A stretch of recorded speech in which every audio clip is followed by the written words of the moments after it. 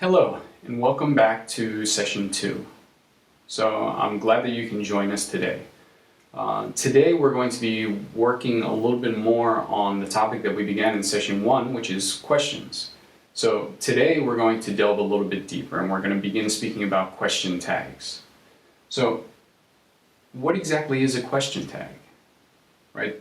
The Spaniards out there will recognize question tags as the typical no at the end of any statement in Spanish that makes it into a question, right? For example, this is your pencil, no?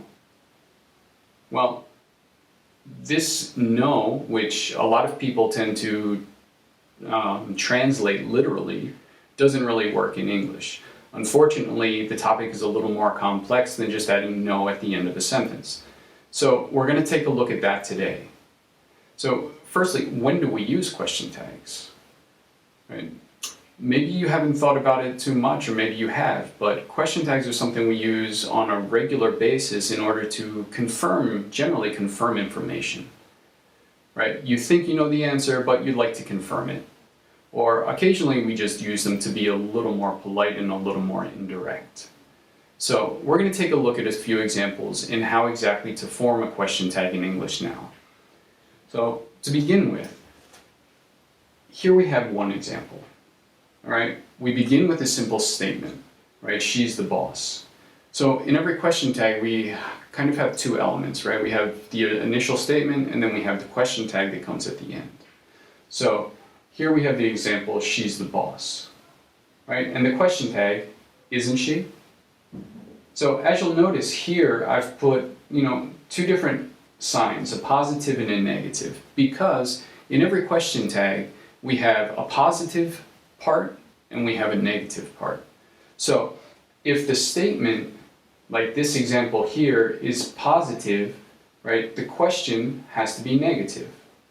So when I say positive and negative, I'm talking about the verb, right? So here we have the verb to be, right? She is, which is positive. So here we have the verb to be in negative.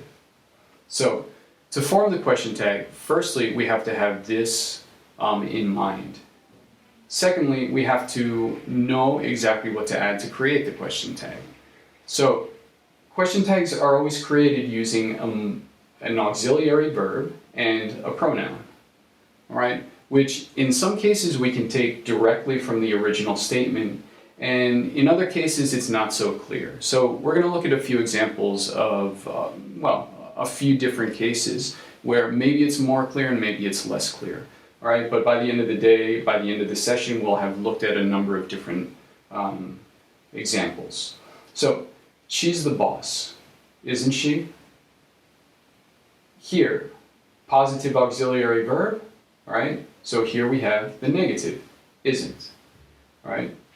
Here in the main sentence, we can take the pronoun and we can just copy it here. So this first example is relatively simple. She's the boss, isn't she? Now let's take a look at this second example. You like pizza, right? What's the modal verb here? The modal verb. What's the auxiliary verb here? Right? Really, there isn't one in this opening statement. Right? However, as we know, in this example we have the present simple. Right? And we know that in the present simple and the past simple, when we use an auxiliary verb, it's the verb to do. Right? Generally, we use the auxiliary verbs in negative sentences and in questions. Right? Since this statement is positive, we have no auxiliary verb. But when we form the negative question tag, we need one. So, since we use do to form the negative in the present simple and the past simple, we do the same here. So, you like pizza, auxiliary verb in negative, don't, you, all right? Pronoun taken directly from the subject of the sentence, all right? So I hope that's clear. In the present simple and the past simple, to form the question tags, we use the auxiliary verb do. Let's take a look at another example. John is invited to the party. Right? So we want to confirm if John is invited to the party. So for this reason, we're creating this question tag. However, here, we don't have this clear example like we do in the first two of the pronoun as the subject of the sentence. So in this case, what we do is we simply take John and create the pronoun, the appropriate pronoun from it. All right, he. So in this case, John is invited to the party, positive sentence. So we put this auxiliary verb in negative, all right, isn't, and a pronoun taken from John, which is he. So John is invited to the party, isn't he? Simple, right? Let's take a look at another example. The meeting hasn't started yet. So in this case, now we have a verb in negative in the opening statement. So since this verb is in negative, here we have to put the auxiliary verb in positive.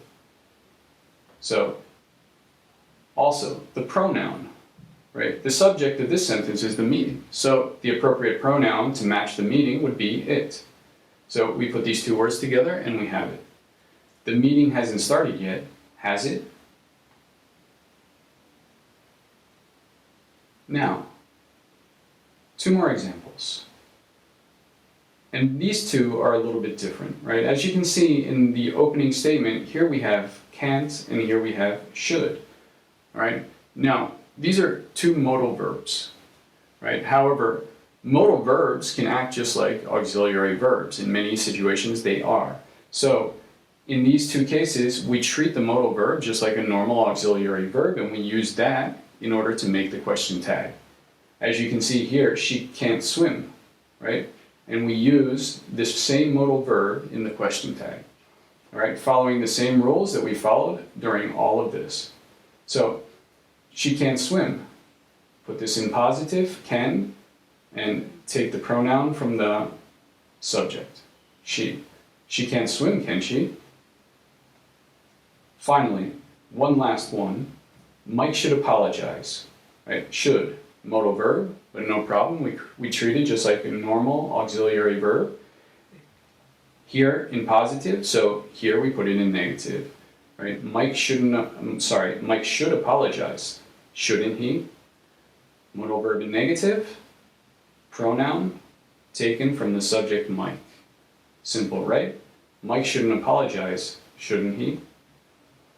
Now, I hope that you understand a little bit better how to form question tags and when to use them. So essentially you can use them anytime you would use the typical no at the end of a sentence in Spanish. So that's it for now. I hope this has helped, and I hope to see you in the next session when we'll be speaking about embedded questions. All right, a topic that's a little more advanced. So we're going to delve even deeper into this topic of questions. So that's it for now. I hope you've found this helpful, and I hope to see you again in the future.